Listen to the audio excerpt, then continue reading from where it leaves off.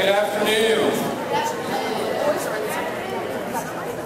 Thank you all for being here. The purpose of today is for me to share with you thoughts about what education really needs to be in this day and age and how we're going to meet that challenge at St. John's. One of the interesting things about being a head of school is you spend a great deal of time talking to other heads of school and trying to understand their position, their way of seeing things, because it really is a very, very unique type of job to have. And shortly after I moved into this position, I read something by a very famous head at another school. And at first, I read it and I was just like, I don't get it. I don't understand this at all. And then I sort of started to. And he said a head cannot fall in love with his or her school. That a head has to love what his or her school can become. Now, I kind of get that now, but I also really disagree with part of it. Because this is an absolutely wonderful school. And it's a school that is very easy to come to and fall in love with. And that statement, to me, when I hear that statement, it's sort of like saying you don't love your child, you love the adult that you think your child can become.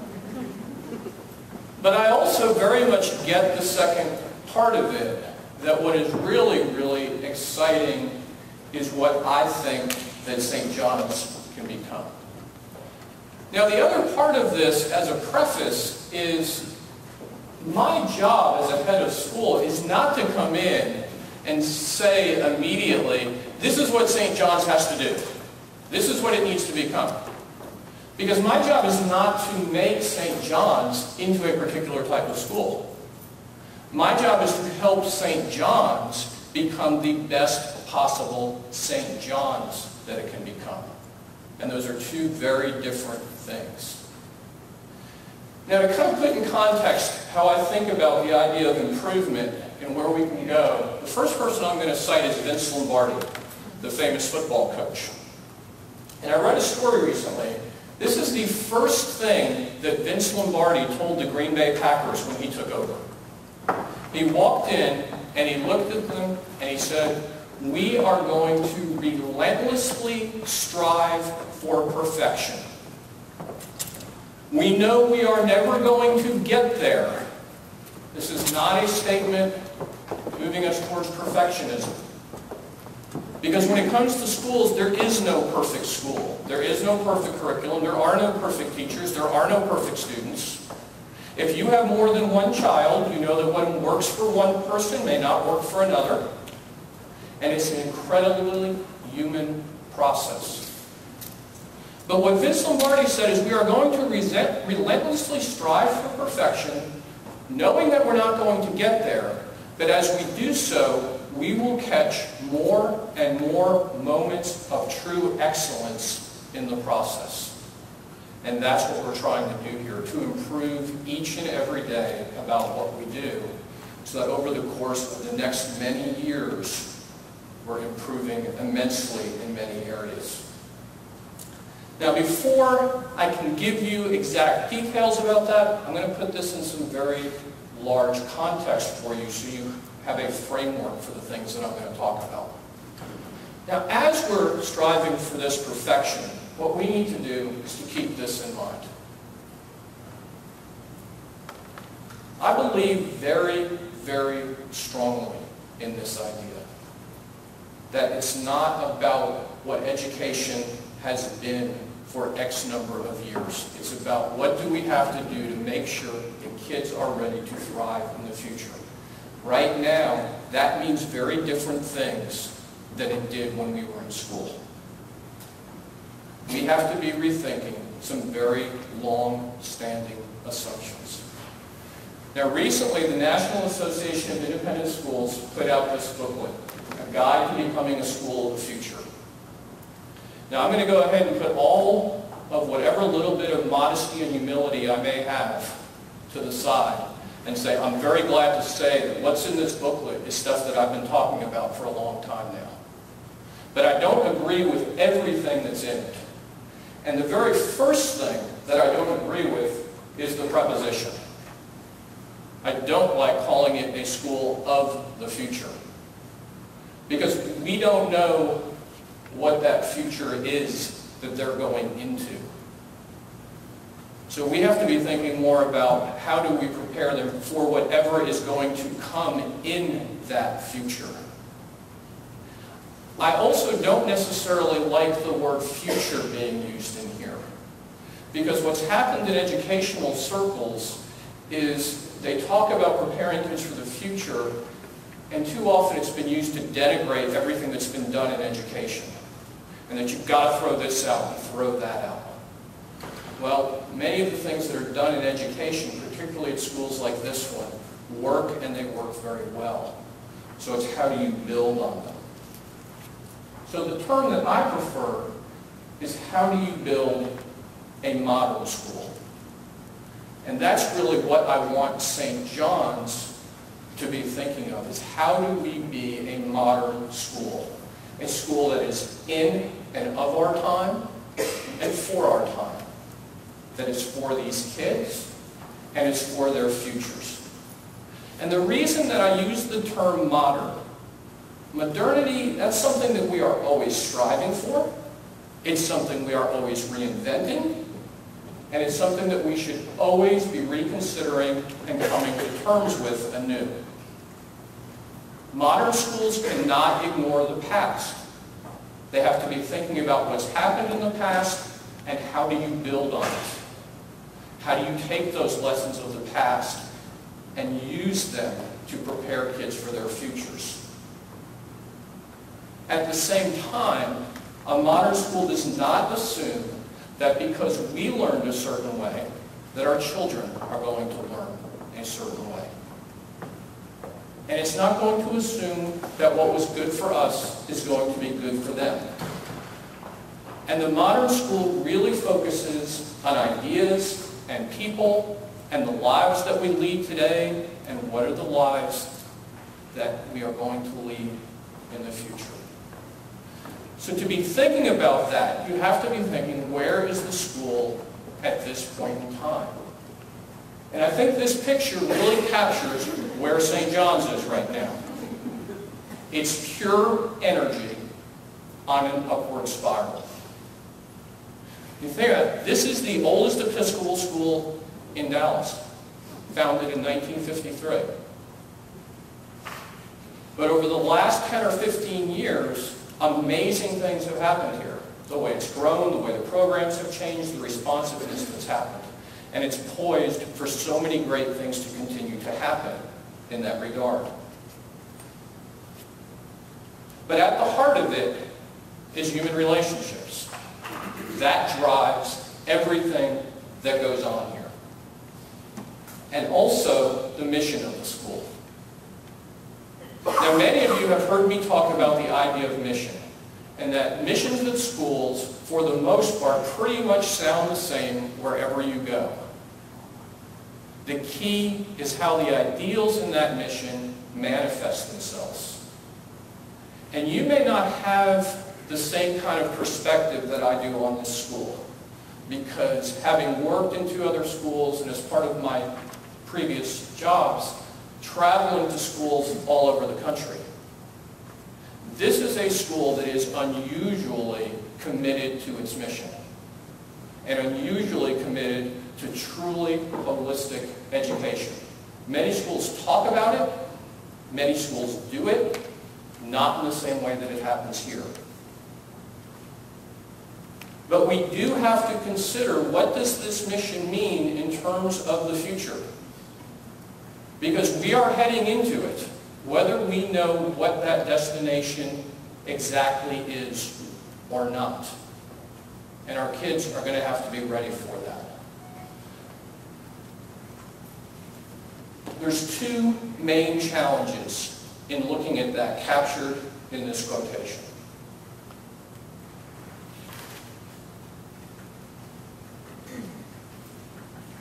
At the risk of oversimplification, I'm going to break this into two areas for you.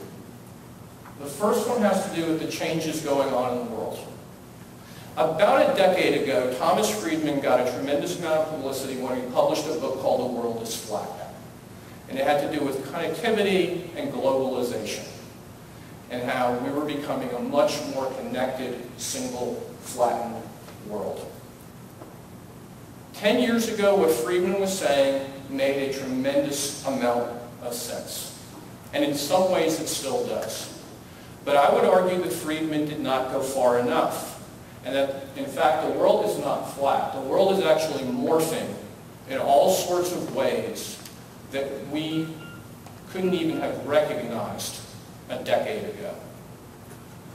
Think about, just in the current situation, all of the geopolitical turmoil that is going on in the world and the implications that that has for life as normal. We just had an earthquake that literally shifted the world on its axis. We need to take that as a metaphor. We have ubiquitous information, media, resources easily available, and they have fueled a lot of this geopolitical turmoil. And it is increasingly inexpensive and easy to use. So in that world, collaboration and understanding is becoming that much more essential, and innovation or new ways of thinking is crucial. And if you want to get the idea of change in something very visual, 10 years ago, how many of you imagined one of these? When it comes to kids, they learn differently now. They're motivated differently. They are no longer a TV watching generation. They are bored by one-way communication channels. They are bored by just being fed information. They revel in participation and in collaboration. They want to work with content. They don't just want to absorb it. They believe in collective rather than individual knowledge. And they are actively learning all the time. Their learning does not end at school. I know several young people who will not speak to their English teachers about their writing. Yet they have published dozens of pieces on the internet so that they can get feedback on their writing. Ask a kid, if you think kids don't have good research skills, ask them to find out information about a movie star. They'll show you how they can research. And they're learning in different ways and collaborating all the time. If you're familiar at all with some of the cultures that have grown up around, say, the Harry Potter series, and the richness of information that kids are tapping into on there, learning about mythology, literature, history, sociology, and just about everything else that you can possibly think of. So they're doing it differently.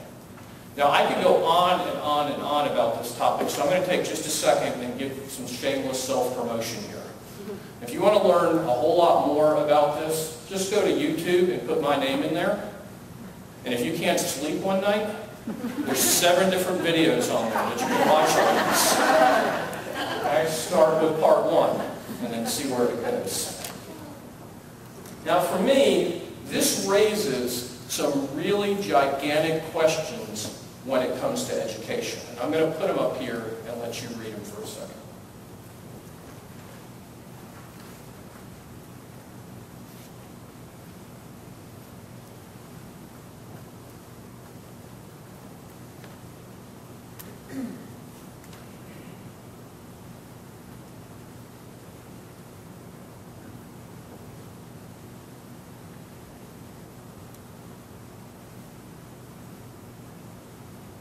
In pondering these questions, it's very, very important that schools not be knee-jerk in their responses, that they be extremely thoughtful and careful.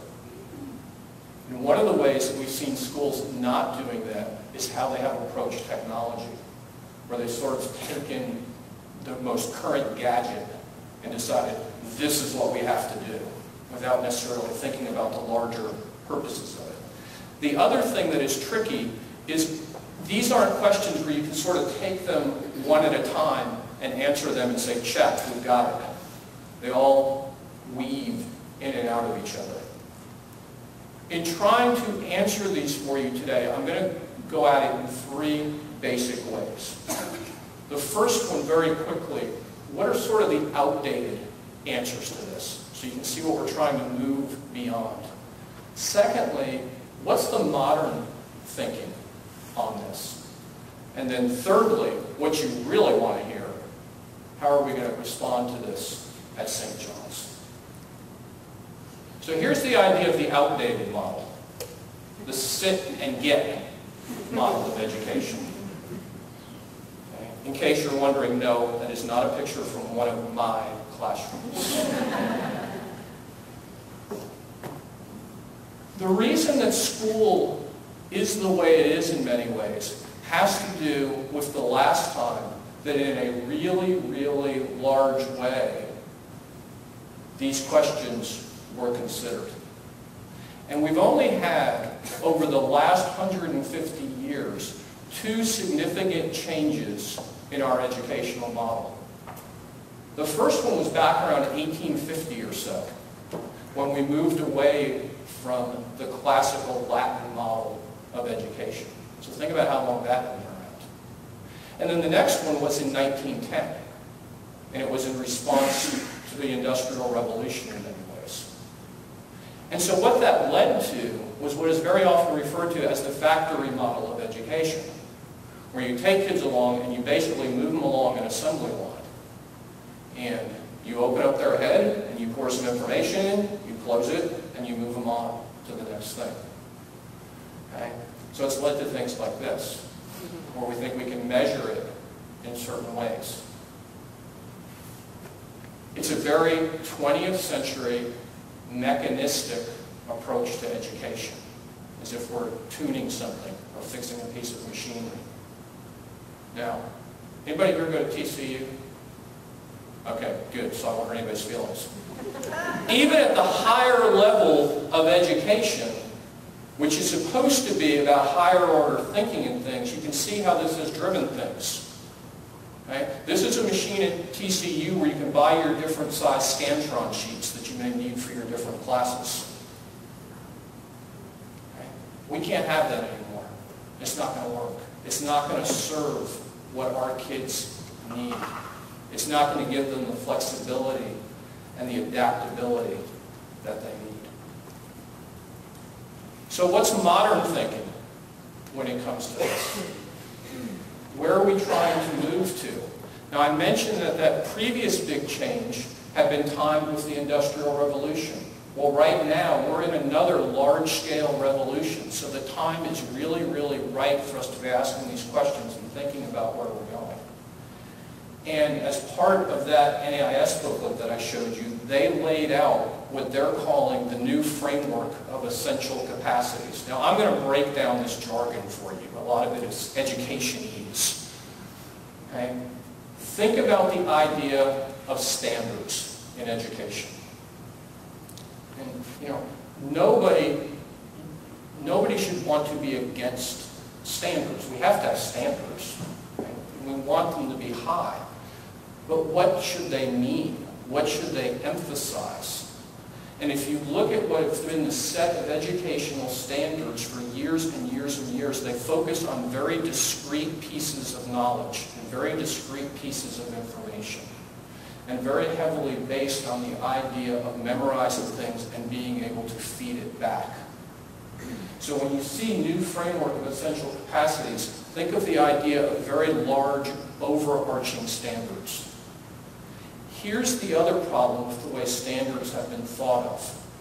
If you were to take all the recommended standards in all of the different educational areas, math, science, so forth and so on, and you were to give, assuming the kids could really get it, 20 minutes to each standard, school would have to go on for approximately 8.5 more years for you to be able to do everything that's in that.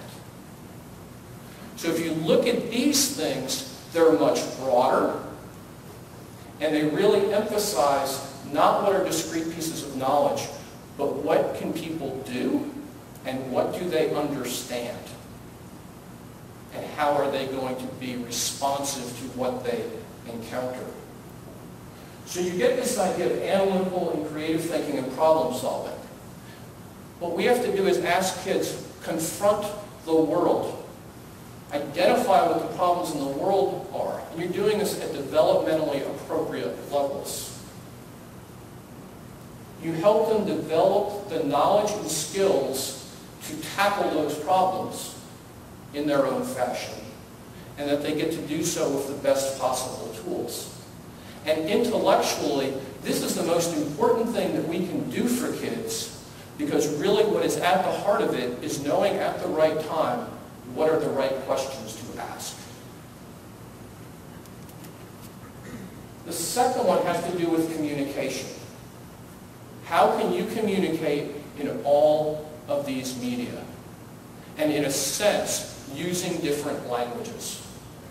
Not just reading and writing, but all of these different things. And then leadership and teamwork. And knowing when you play which one of those roles. One of the fascinating things about what's happening with kids now.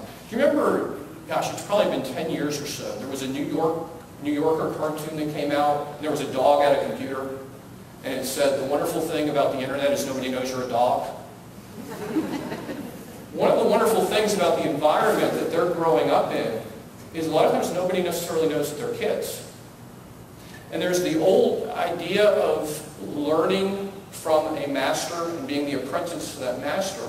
Well, very often these kids go into things and they have a level of expertise, and they become the masters. And people learn from them. And it really helps develop their leadership skills and puts them in that role. But then they also learn, when do I need to know to follow others? Literacy is no longer reading, writing, and arithmetic. And it can't just center around particular tools. In this increasingly digitalized world, for instance, there is an onrush of data and statistics. And they also need to be thinking very heavily about discerning messages, both the ones that they're putting out, but also the ones that they are receiving. Developing a global perspective.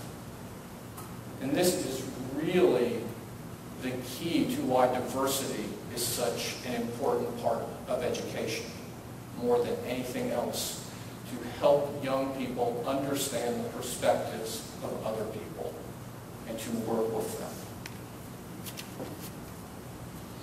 Adaptability, initiative, risk-taking, helping kids develop the courage and the willingness to do this, and making it safe for them.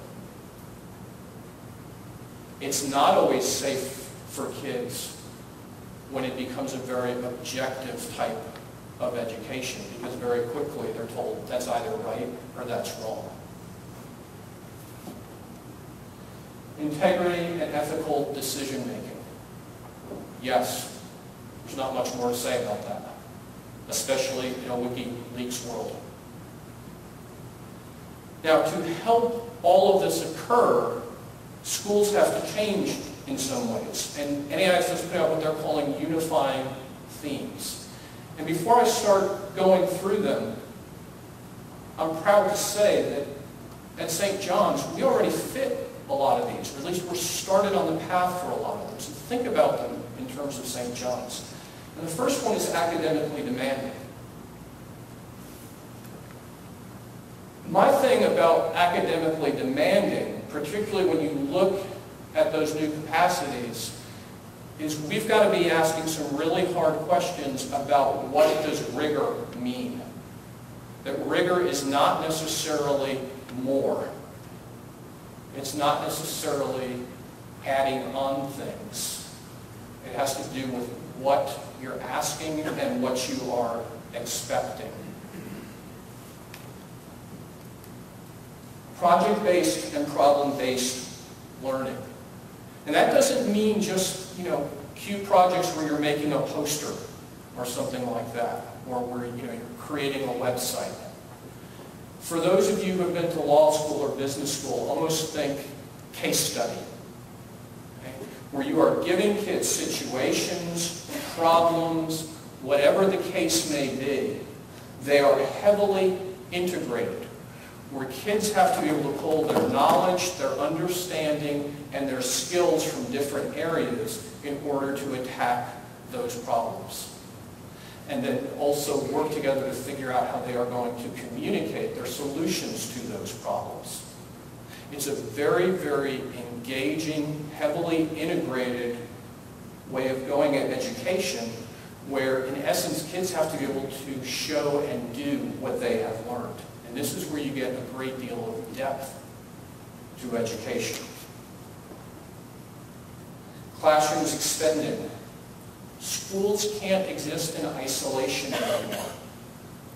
Kids want to see relevance and they want to see connectedness. I was talking to a school head the other day, and he had been visiting classes at his school. They're a laptop school. And he was sitting in the back of the room. And when I got in there, he said, I was furious because I looked on and this kid was on Twitter and this kid was on Facebook and so forth and so on. And then the teacher started connecting what they were doing to something in their lives. Screens went down and the kids tuned in. Teacher went back to the original material, screens went up, back up, and it kept going back and forth. Now, that's not to say that everything is going to work in that way, but we can help kids put it in a context that makes it meaningful to them. Digital technologies in a global perspective, I'm going to get to that a little bit more later. A vibrant arts program. Innovation and creativity are becoming more and more and more important. If you go to those YouTube videos, that's what a large part of the explaining in there is. Particularly in a world of abundance, in a world in which it's increasingly hard to differentiate yourself, these are essential. The idea of learning communities, where everybody in a community is learning together. That means two very important things as far as faculty go. The first one is professional development has to be ongoing, all the time, regular. The other thing is you have to rethink the role of the teacher. That the teacher no longer has to be the source of all knowledge and the expert of all knowledge. And one of the best metaphors I heard for how a teacher can operate in this is like, and I don't know if anybody actually uses these anymore, but the old idea of a travel agent, where you set up the adventure for them, and then you kind of send them on their way, and then you find out what they have, and then send them on the next adventure, like that, guiding them the whole way. But the adults and kids also have to be learning together. And then a culture of engagement and support. We have that at St. John's. There's no question. The support at this place is amazing for kids, from you all, from the school. And then finally, transformational leadership. We will reserve judgment on that one. And then part 3. How are we going to beat these challenges at St. John's? When you look at these large points, we are so well poised here to do this. So much great stuff happens. Now I want you to take a second and think about, in your own minds, think for a second about something wonderful that your kid got to do at this school in the last couple of weeks. Just think of one or two things. Pretty easy, right? Okay. I brainstormed for 1 minute. You're a kid, you come to St. John's. If you're a lower school student, you get greeted at carpool by an older kid. That's pretty cool. You get to come in here and spend your day with a bunch of committed, loving teachers. During the course of that day, you might connect via Skype to another school or an expert somewhere. You might sit on bouncy balls rather than chairs.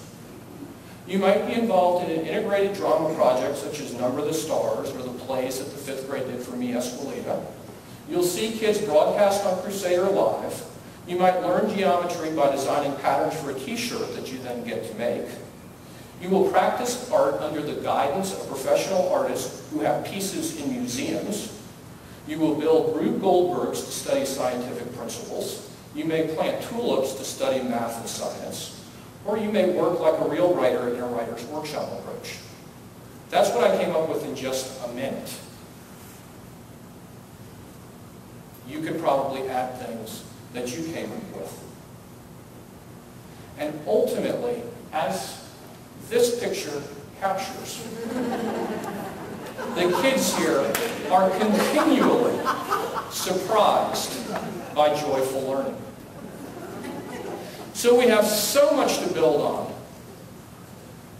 but we do want to keep striving for perfection and doing it better. And anytime you do that, it necessitates a degree of change. And change can bring about one of two reactions.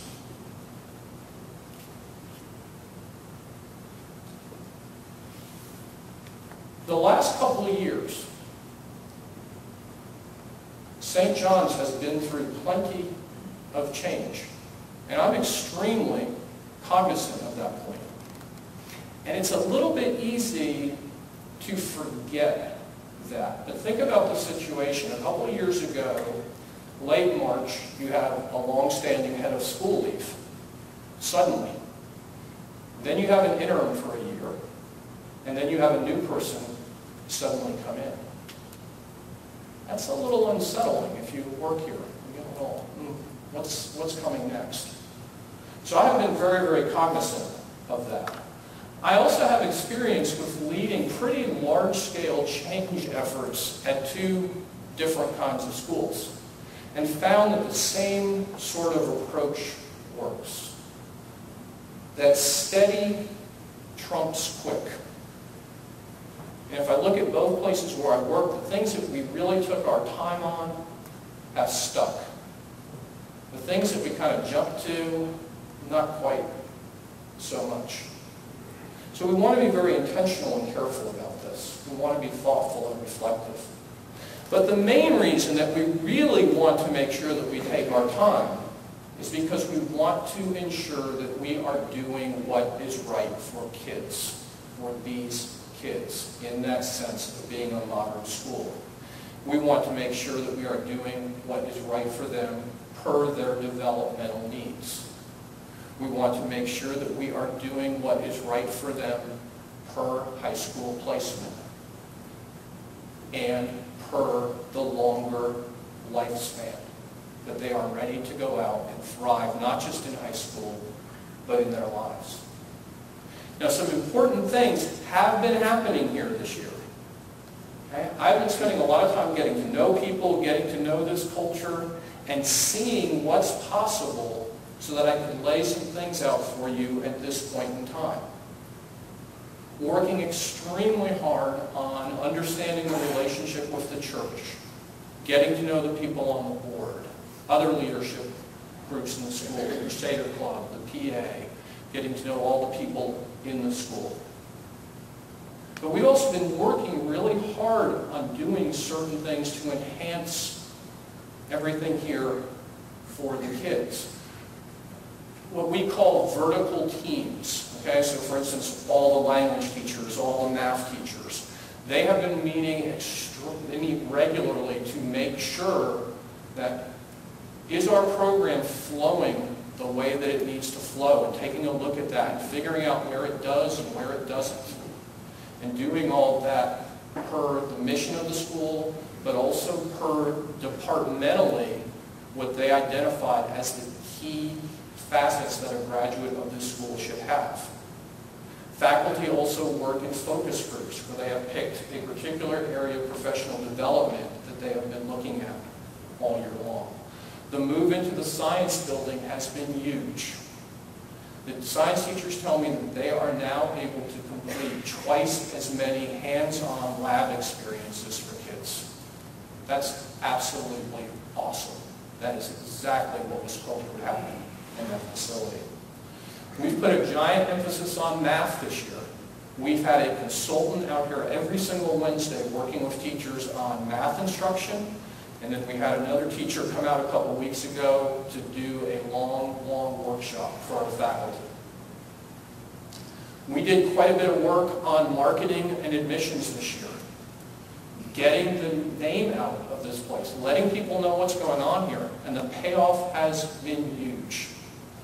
I was hoping when we had our open houses that we would get 20, 25 people. Our first one we had about 45. Our second one we had 90. Applications were up over 50% from the last 2 years. So word is getting out there about the great stuff happening. The 8th grade service learning project that we've put in place, where 8th graders, to sort of give them a very unique experience, have been researching different social areas and then picking one on which to focus in the last part of the year, doing that service, and then there's going to be presentations involved to their peers, to outside experts, to their parents coming up at the end of the year. And I'm going to talk more about that in just a few minutes. We've hired a director of advancement, which has just been a wonderful move for us in terms of setting us up for fundraising goals in the future and our processes for all of that. We've added a counselor to our staff, and what all of this has done is to help us set the table for some of the things to come.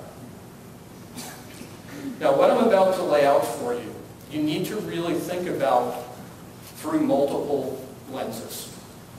And the way that I like to think of a school is as an ecosystem, in that each little living piece has to somehow contribute to the holistic health of the entire thing.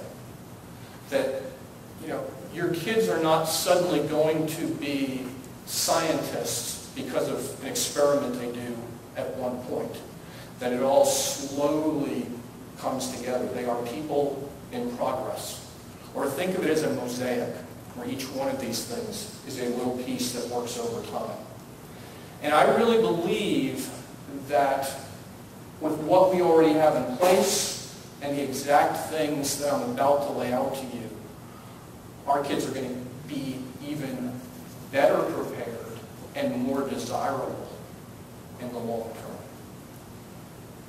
The other thing here is I'm going to break this for you into shorter term and longer term. And I'll explain that a little more exactly. So on the short-term horizon, things that you can sort of see coming now. Some will definitely be in place next year. Some are things that we are just starting to work on for next year. And we also next year, while all this is going on, we'll be going through our 10-year reaccreditation process. So things will be busy around here. Programmatically, and when I speak of program, I mean the experience that students have. What are the things that we give to students? As you could probably start to guess when I was talking about those capacities, we're going to be focusing a lot more on attitudes, outlooks, perspectives when it comes to learning. And doing that so that we create greater depth in the experience and in some ways greater coherence to the experience. We're going to be looking for much greater integration of our program. And what integration basically means is how do all of the pieces fit together? How can you take, for instance, your math program and have it mesh with your science program? How do you take your history program and have it mesh with your English program? Or even in other ways. One of the ways that we will be doing that is through the use of overarching questions. They're still being formulated, but there will be about 5 or 6 overarching questions that will be dictating what we ask students to consider at every age in every discipline in the right sort of way, so that they really become used to looking at things with a questioning perspective and thinking about those key questions that they should be thinking about anything. Oops, didn't mean to do that yet. In lower school, we will be continuing our focus on math next year. What we're going to work on there has to do a great deal with the second main topic that I've told Ms. Binford is the focus for lower school next year, and that is the idea of differentiation. And what differentiation means is, how do you meet the different needs of different students within a classroom? We have a very, very wide range of students here, and it is a challenge to meet all of their needs. It's hard in the easiest classroom, but it's hard when you have a range of students. And one of the focuses next year is going to be working on our techniques in order to do that. One very concrete change that we are going to make next year to enable this to happen is we're going to be doing some reorganization in the third grade. It's not that we're going to move totally towards how it is in fourth grade, but we are going to be asking each one of the teachers to focus on one particular content and skill area. Okay? One will focus on math and science, one is going to be focusing on reading and writing, and one on the social studies piece. And what that's going, and then the kids will be rotating through, that will still have their homeroom teacher, there still will be a lot of integrated work that goes on. That's going to allow those teachers to meet the individual needs of those kids better at a time that is so important developmentally, when we've got to really tighten some things up before they move into fourth grade.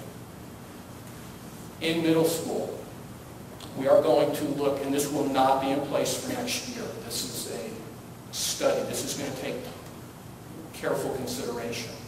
We are going to be looking very carefully at how we use time in the middle school, our daily schedule.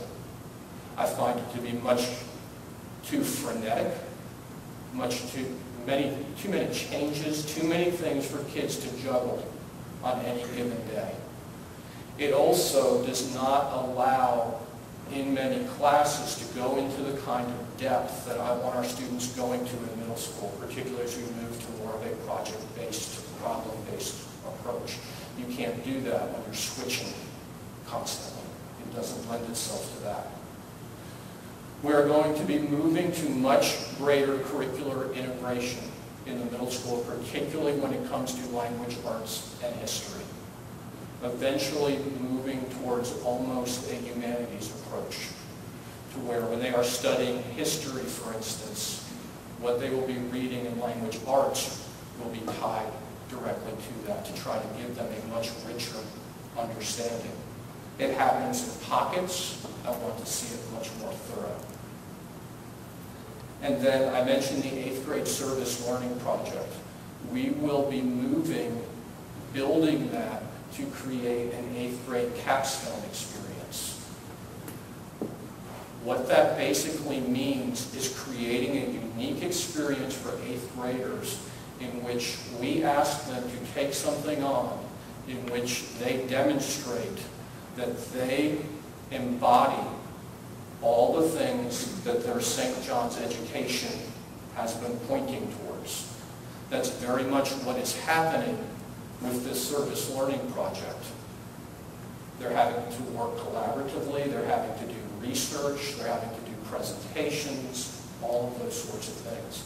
So we'll be trying to build towards that capstone idea. And the other beauty of that is to give them a unique experience in 8th grade that may keep them much more engaged in the learning process once those acceptance letters are in. I mentioned that we will be looking more at project and problem-based learning. This is where kids really have to use some of the key qualities that are going to allow them to thrive in the future. Imagination, creativity, relevance, using different resources, collaboration. it increases the level of engagement. Some of you have probably had the wonderful experience of being in one of those zones that's called flow, where you're just sort of doing something and you get so into it that you lose track of time, you lose sense of what's around you, so forth and so on. You know what I'm talking about? Yes. Has anybody ever had one of those doing a worksheet? I haven't. Maybe there's someone, but I haven't. And so it's about that level of engagement. Athletically, we are looking at re-examining our team structure, how we organize teams in our middle school. And I cannot give you all of the details on that. We have not worked them all out yet, but we're reconsidering that. I don't know that when we always have 5th graders competing with 8th graders and all of this, that it's the best situation for them in the long term. Some of them can manage to compete now, but when I've watched them, I see some of them working so incredibly hard to keep up that they're not really developing their skills or understanding of the game because they're having to work so hard physically to do it. Our coaches are wonderful. They work so hard. But we're also looking at ways to bring in some assistance for them who may have more expertise in some of the sports so that we can really move our kids ahead a little bit that way. We're also looking at what are some ways in PE that we can help to develop our kids' skills that will then translate over to the athletics. Now, I am not telling you that I want to see St. John's become an athletic powerhouse. I am a very competitive person, but that's not what we're looking for. But I am motivated, and my son captured it extremely well. He looked at me the other day and he said, "Dad," he said, "I really do play sports for fun, but I have a lot more fun when I win." So that's sort of my outlook on these things.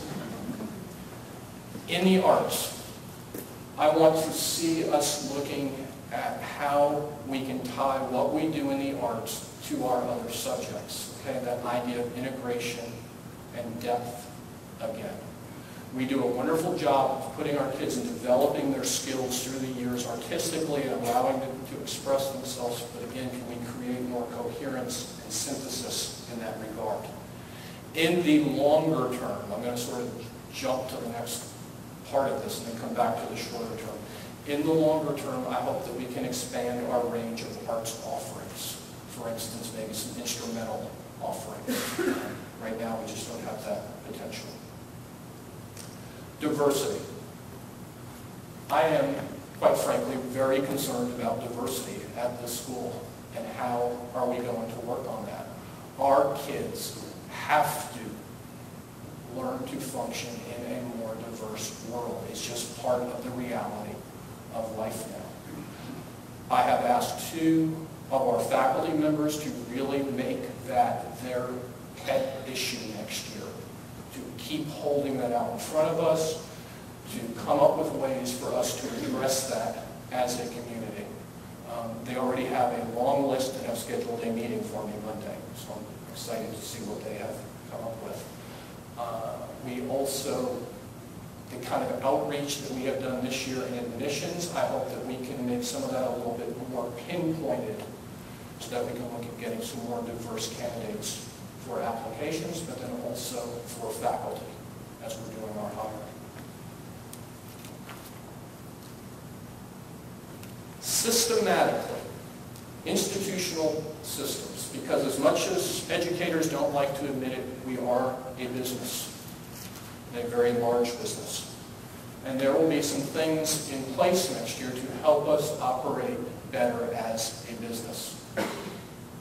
And this, you may kind of think at first, well, why do we need to know about this as a parent? Because it's all part of us doing a better job of serving the kids and serving you. We are in the process of completely updating our employee handbook to make sure that all of our policies are what they need to be, and that they're up to date and clear. Next year, there will be a much more detailed, systematic faculty evaluation system in place with the criteria much clearer about the different areas and expectations that there are for faculty. We are working on making sure that all of our employee files are up to date, organized, clear. If all goes well, by the end of the summer, you will be able to access a curriculum guide for this school to have some sense of what there is in each grade, what the key objectives and ideas are at each point. And we are also going to be putting in place a new professional development model. I love much of what we do, but where we have people making choices and focusing on different things, but with all the initiatives that are in place, we've got to get everybody rowing in the same direction for a while if we're going to make all of this work. The longer view horizon. You could also entitle this, I guess, Mark's dream. Mark's wish list. How's that? These are things that are going to take some more study, some more preparation, and frankly, more resources.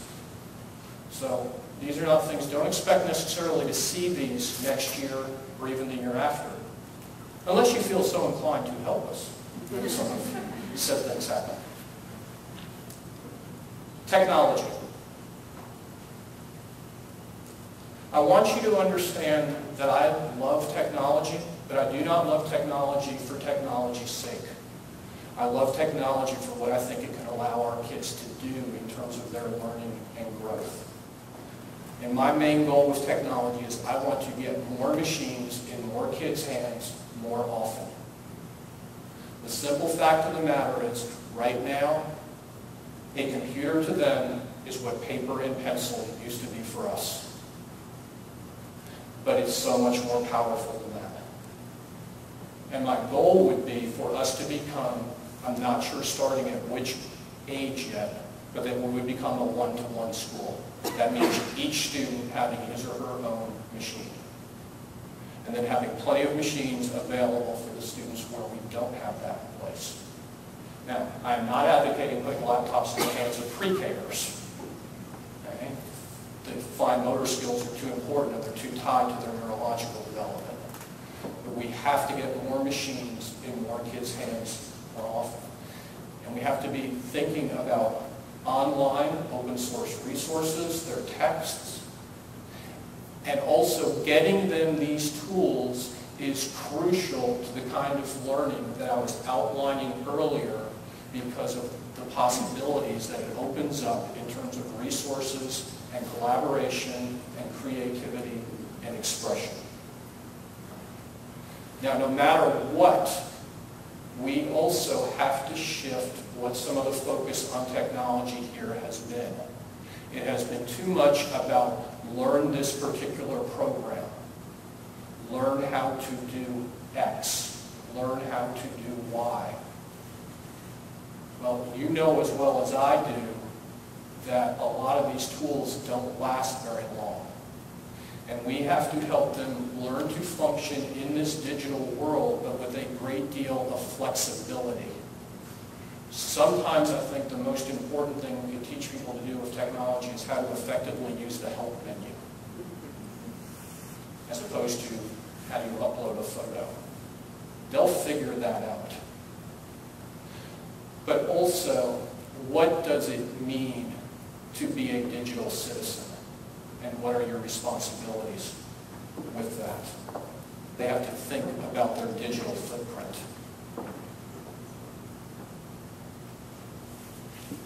Social and emotional learning. That's where you focus on what kind of people you're helping. But the difference here, besides just kind of catch as catch can, if a couple of kids are getting into it, sort it out or something. This is a much, much more intentional approach, woven throughout what you do. And it can be something as simple as rethinking how you approach the study of literature. And rather than doing traditional character analysis, it becomes, so, what do you think about what that character did? Do you think that was the right thing to do? And putting it into larger frameworks in that sense. I have asked our faculty to think very hard about how we do service learning here. We do so much of it, and so much of it is great, but so much of it also boils down to let's collect this and let's collect that. And I want us to have much more human interaction in the service learning that we do. I want them interacting with the people that they're serving. As you know, we are in the process of hiring a chaplain. And chapel is such a key component of what we do. It's such a key part of the social emotional learning. Yet it's also a challenge. Because one of the beautiful things that happens here each day is that all these kindergartners through 8th graders come together in chapel, but then trying to create a program that somehow resonates with that wide range of age group. And one of the first questions that we're asking all of our chaplain candidates is, so how are you going to make this work? And so far we've heard some pretty interesting answers. Interesting is a very loaded word, isn't it? So we will be looking at that as well as part of this.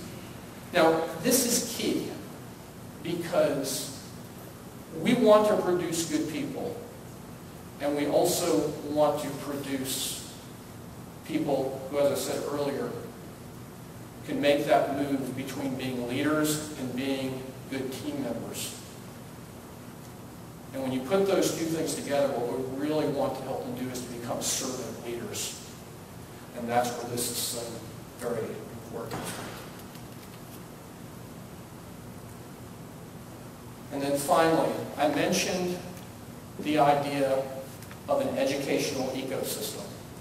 In my mind, every nook and cranny of this site provides an opportunity for learning. Learning can happen everywhere.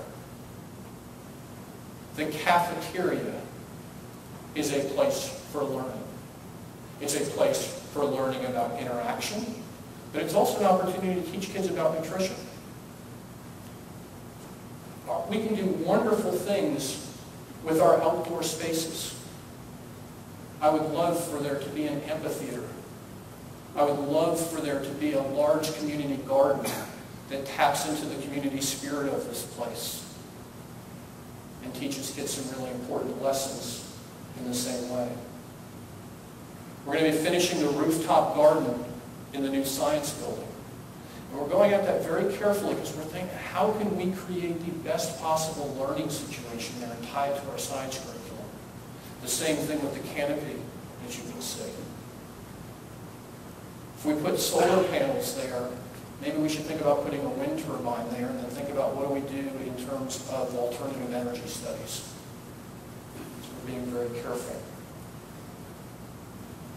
I hope that we can figure out something about the traffic flow at this place. Though I will say that all things considered, carpool here, I know you're not going to believe me, and I don't have to sit in it every day. Carpool here does work remarkably well. I've only been stuck in it twice, so maybe I don't have the best judgment on it. But ideally, we would create a second entrance to this school, and a second entrance with a great deal more visibility to help us grow as a school and all the things that that means, and also create more parking. We are at the board level in the very early stages of drawing up a campus building so that we're really creating the richest, healthiest ecosystem we can in terms of learning. And that is why, when you put all of this together, as the song said at the beginning, at St. John's, this is the case.